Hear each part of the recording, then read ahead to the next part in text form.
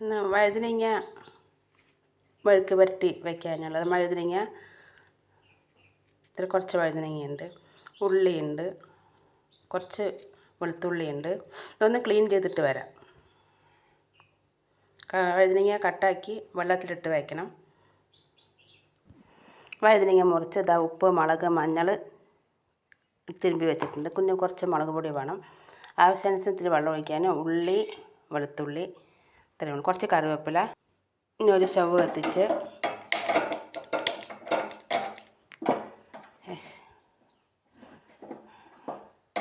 ചിലപ്പോൾ സ്റ്റവിന് ഇങ്ങനെ ഒരു ബ്ലോക്കാണ്. കുറേ വർഷത്തെ പരിചയമുള്ള സ്റ്റവല്ലേ. എണ്ണ ചൂടായി പാൻ അടുപ്പത്ത് വെച്ച് ചൂടായി വരട്ടെ. പാൻ ചൂടായി എണ്ണ ഒഴിച്ച്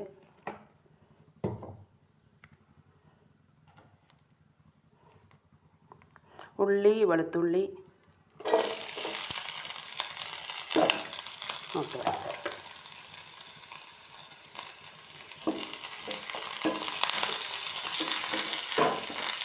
കമ്മിയാക്കി വയ്ക്കാം.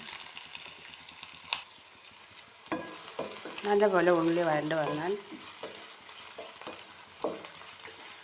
ചോറിൻ്റെ കൂടെയൊക്കെ സൈഡ് ഡിഷായിട്ട് കഴിക്കാൻ പറ്റിയ ഒരു മെഴുക്ക് പറ്റിയാണ്. കറിവേപ്പില കുറച്ചിട്ട് വഴുതനങ്ങ കൊട്ട.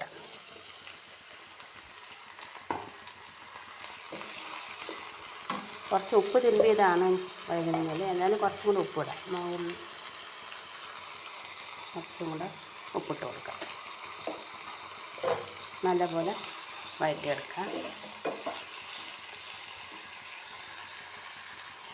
കുറച്ചും കൂടെ മുളക്, മഞ്ഞൾപ്പൊടിയും കൂടെ കുറച്ച് ചേർത്ത് വെക്കാം.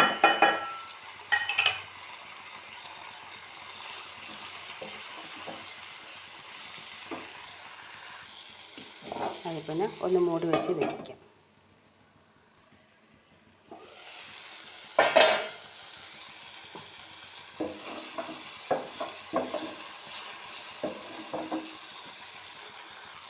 നല്ലപോലെ വഴണ്ട് വന്നിട്ടുണ്ട്.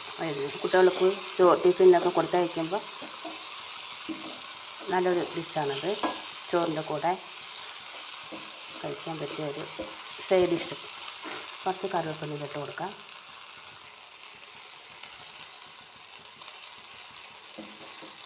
ഇതുപോലെ ഒന്ന് ചെയ്ത് നോക്കണേ. സൂപ്പർ ടേസ്റ്റാണ്.